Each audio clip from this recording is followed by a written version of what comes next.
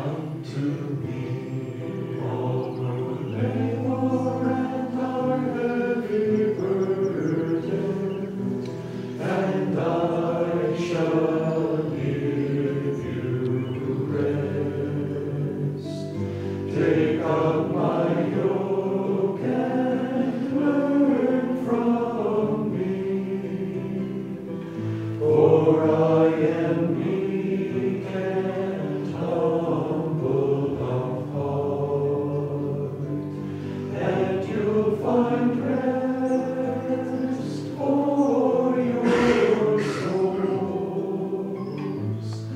Yes, my yoke is easy, and my burden is light.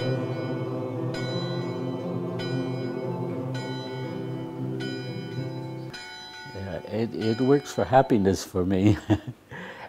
Just the whole form of life is just a rhythm is built into it, and I think that's why singing is so natural to the monks. We go with the times of the day, getting up early and going to bed early. We work with the seasons, a lot of work on the land and work with crafts. And everything just kind of sings a song. So the music comes naturally to the community, I think. I have found this life to be an adventure, a real exploration of what it means to live a happy, human, loving, caring life. And this way of life that is monastic, that we brothers, I think, live here at Weston, it has all that sense of adventure, of hope about it. And you're all welcome. For St. Benedict, it was seeking God. And for us, in our experience, seeking God is seeking life, a fullness of life that somehow Jesus of Nazareth, a couple thousand years ago, lived in a very special way, in a way that shared life with others, that was a life of caring for others, that really was a way. That's what that early life was called, as a way. So would you like to follow a different way? A way that over so many centuries has brought a lot of peace, a lot of happiness to other people as well as yourself in the world. And if you'd like to explore that, come and see. Through the reading the story of Thomas Merton and his entering in monastic life, I was able to then see what I was looking for in my life. A life that was simpler, but more meaningful. When I knocked on the door and a brother welcomed me inside, and I felt overwhelmed by a sense of, I found my home. You can articulate it as God's grace, you can articulate it as happenstance. There are many ways to describe it, but I call it a graced moment. Sometimes before we find that graced moment, we have to go down before we go up. And it's almost like an emptying of self and expectations before that moment, which we call God's grace, can arrive and meet us where we are. I always loved singing, and I think that was one of the things that also drew me to monastic life.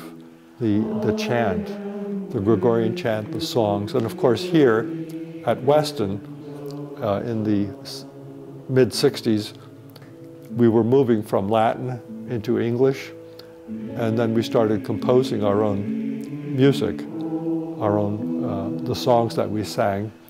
And I found that a very beautiful experience, that in the songs that we created and sang, we were singing our own life experience. We were singing our spiritual journey. And one of the blessings that I find in my life is that I'm basically singing my life. But to sing your life, I just find that so wonderful. I really feel blessed to have this experience, and I wish others could share in it as well. We're here on a journey, we're seekers, we're seeking God, we're seeking to recognize God in the events of our life, in the people we meet, in the moments of prayer, and to be ever mindful that we're on a journey together, and that we're not here as individuals only, but we're here as brothers in relationship. You know, we get so serious about emptying ourselves out, but the process itself is not that excruciating. Get rid of that little enclosed sense of self that we have, and be able to look at the world around us and be happy with that. You know, what a difference that makes. Eternity is not some kind of dead space out there beyond our knowing, but eternity is where we enter the fullness of relationship with God and life and creation. And if we can look for that, I think we have some little sense of what resurrection is about, what Jesus is about, what our life search for God is about. Well, our connection with nature and the land is nothing more than realizing this is our home. This is where we are given the opportunity to live our life, to connect with other persons, and to hopefully make our world a better place. And the land gives us an opportunity to feel rooted. It gives us a sense of place and belonging. We're in this together. The animals are not separated from us.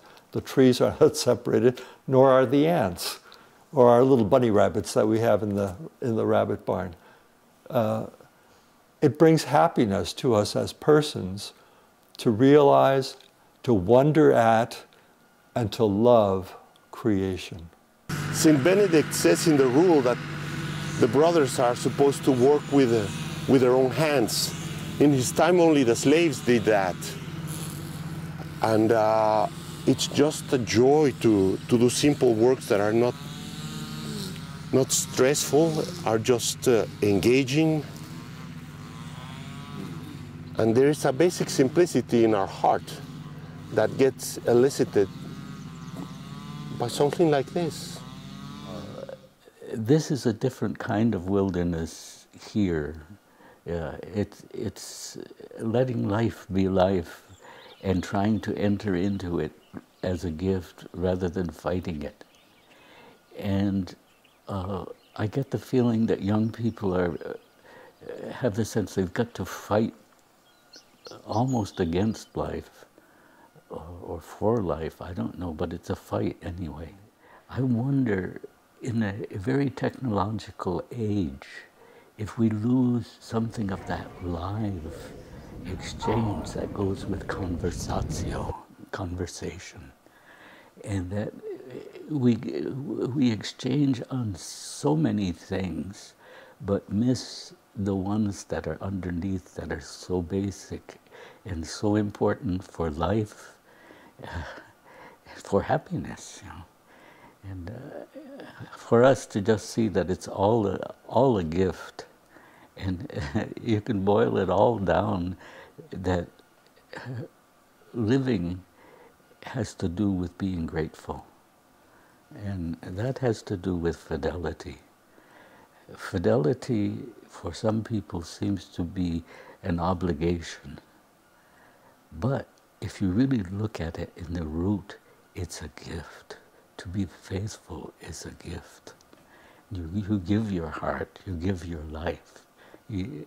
And that's what the conversation is all about. It's so simple. really. We want to live. And so we're living our life with the light that is given to us. We pray, we hope, we discuss, we're open, we go out, we come back in. We keep trying to move, to change with the times, but to keep our feet rooted on this earth, in this ground, in this place, with these people.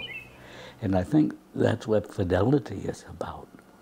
So you can be faithful and die, and that's not so bad. But it's not, I want to survive even if I don't have to be faithful to the light, to the gift that's given to me. And that's what our life is. It's a gift that's been given to us. And for us to live as authentically as possible the life that we have. As brothers, as people who are alive in this century, at this moment in life, who are really concerned about the world we're living in, we want to do that. We aren't here to earn life, and we're taught that way in our economy, that you get what you earn. But that's not what life is about. We did nothing to earn the life. We've received it.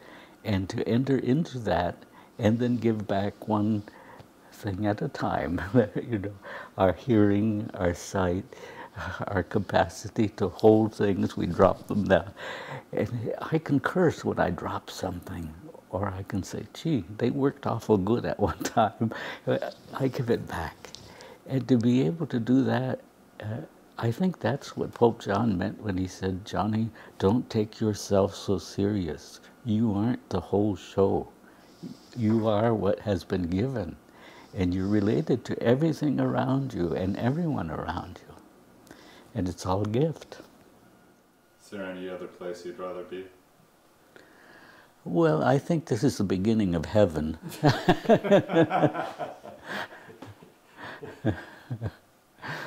Sometime.